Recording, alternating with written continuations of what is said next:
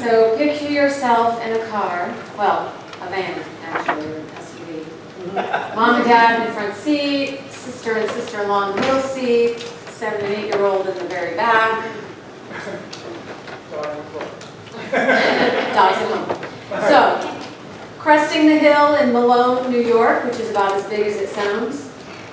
And spread out before us is the Franklin County Fair.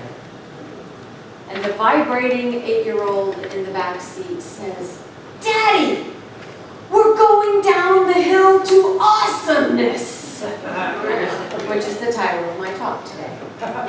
Because you know, you can't just get that joyous expectation for life anywhere. But an 8-year-old is a good place to start. And the truth is, we have that same energy within us, we just forget, don't we? So what's lovely about being around kids is that they are good reminders. They are reminders of many things, but I'm going with the joyous expectation part first today. Now fast forward 2 years later, same two boys, newer SUV, same crowd, heading to the fair because the boys are now in 4-H and they're going to be showing their calves in the ring.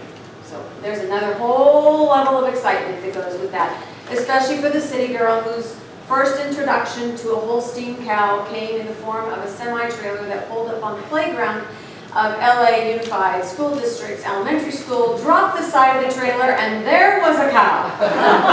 And all the city kids went, "Moo," and the cow went, "Moo," and we were all friends instantly. A little different in New York, but it's all good. There is a vibration of joy. There is an energy of excitement that comes when you are on the brink of something full of wonder, something wonderful, right? And that energy is what we call joy.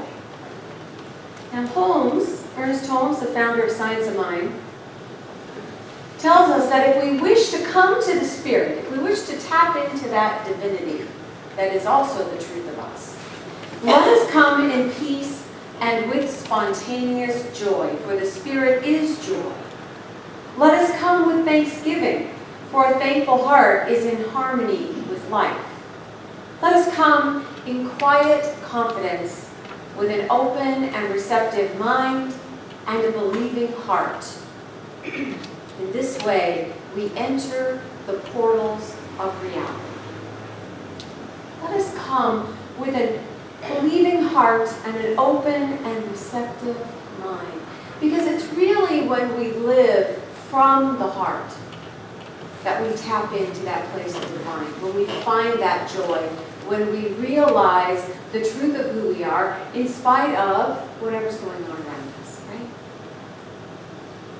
Now, what is joy? Well, you could say it's being happy, but it's kind of more than that. Happy, by the connotation of happy kind of makes it sound like something outside here is happening that makes us happy. Or we're in love with someone who makes us happy. That's not what we're talking about. We're talking about joy, which is an attribute of spirit. Holmes says spirit is joy. And what he defines joy as, it's the emotion excited by the expectancy of good. Gladness, delight, exultation. So it's happy plus delight. What's delight? It's when you're pleasantly surprised to where you laugh out loud, or you smile in spite of yourself, right? You take delight in something, ice cream comes to mind. It's an instant softener, right? Your whole life just gets all soft and rosy around the edges. And exultation, that ability to appreciate and praise what is. That's where we get joy. It's when we live from and in our hearts that joy comes. It's like your poem said this morning, that where joy goes, happiness follows. Right? And so it starts with where we come from, what we're looking from, how we see the world. And like I always like to say, it's all about perspective. Right? It's always perspective. That's right. There's music everywhere.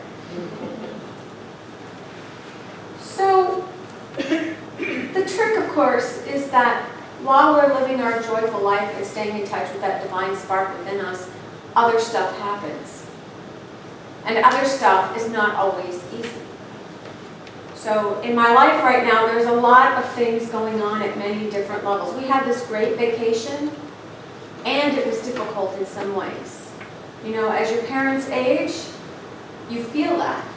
Life changes, your responsibilities change. My mother is not the same self she used to be. Now she is, but the outside isn't.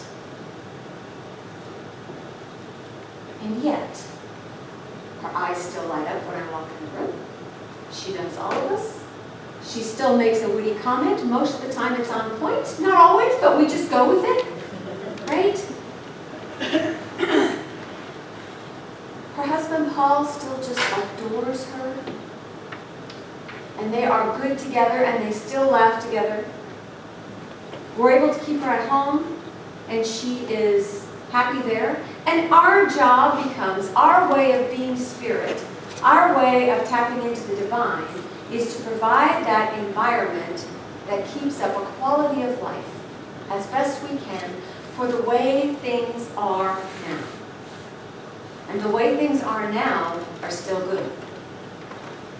But it's how we choose to see it. It would be really easy to focus on what she can't do.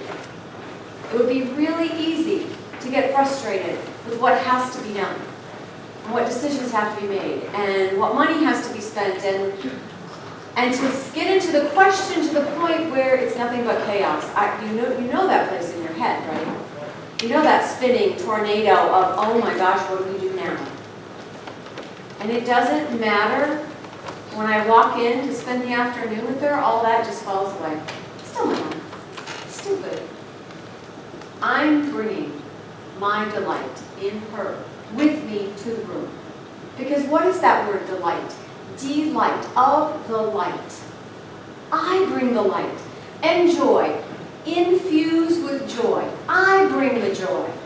It's not coming from out here to me. It's coming from in here out. It's a new perspective.